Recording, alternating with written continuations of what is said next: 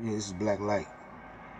So we can't hate on our woman because she has been poisoned by the Caucasoid or the Caucasian or the white man's mind control. We can't. We just got to recognize it. 500 years, 400 and plus years of mind conditioning and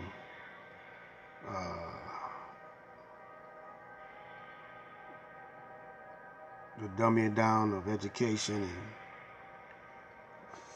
and took a toll. Has a toll, has an effect. So it weakens the whole black nation, black, brown, red, and yellow. It weakens them, and she is not aware of this because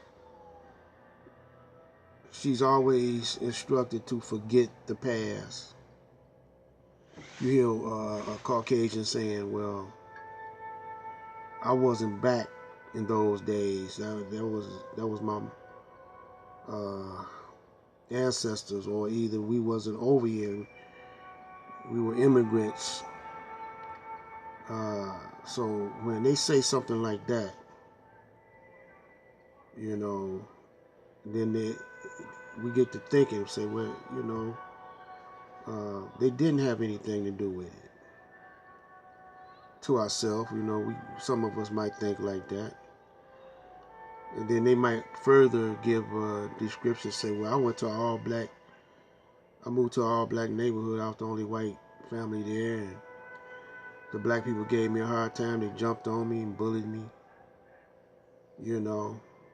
So there's good and bad in every nationality or every race, they might say. So let me remind you of this, if you think like that. See, white supremacy and racism is established in the institution.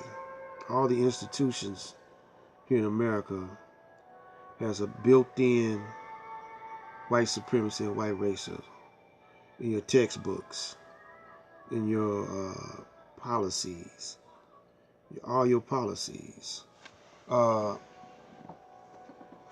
you had, all the laws that you had are still in effect today.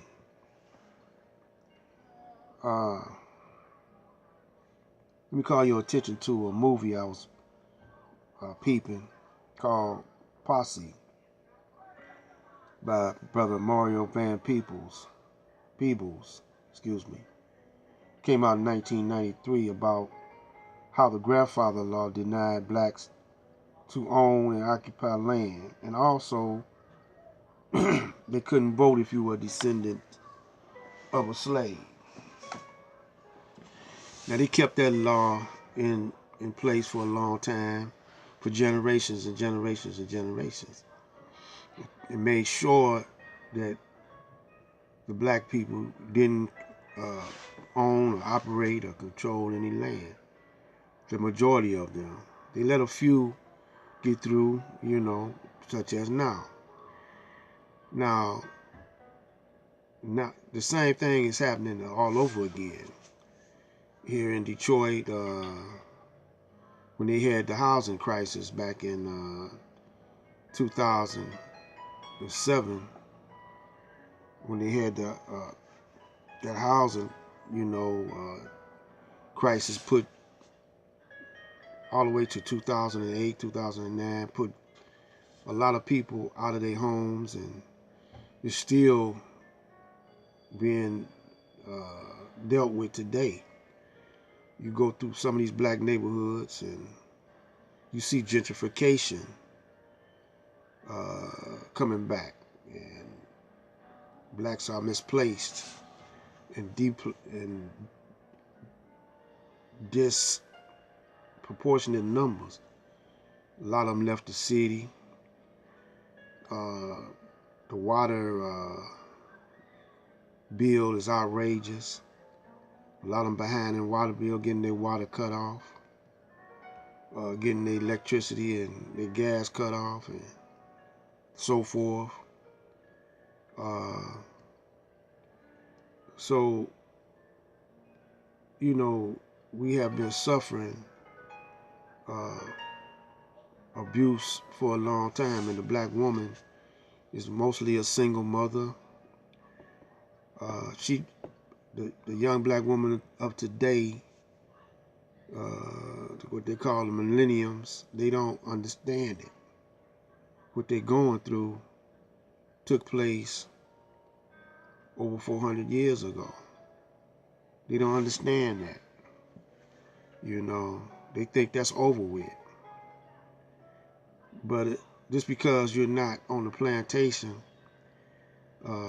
just because you're not being whipped in that manner, just because you're not in chains, don't mean it's not happening on a mental basis instead of physical. You see? So, you got abortion centers up now. Black women are leaving their children because they can't afford to deal with it. They don't have no man. So the man is hating on, the black man is hating on the black woman, the black woman is hating on the black man. And the effects of slavery is still on us, see, after all these years. And black and white, it's not about humanity. I'm going to come back and break that down to you on the next video. Black Light Out.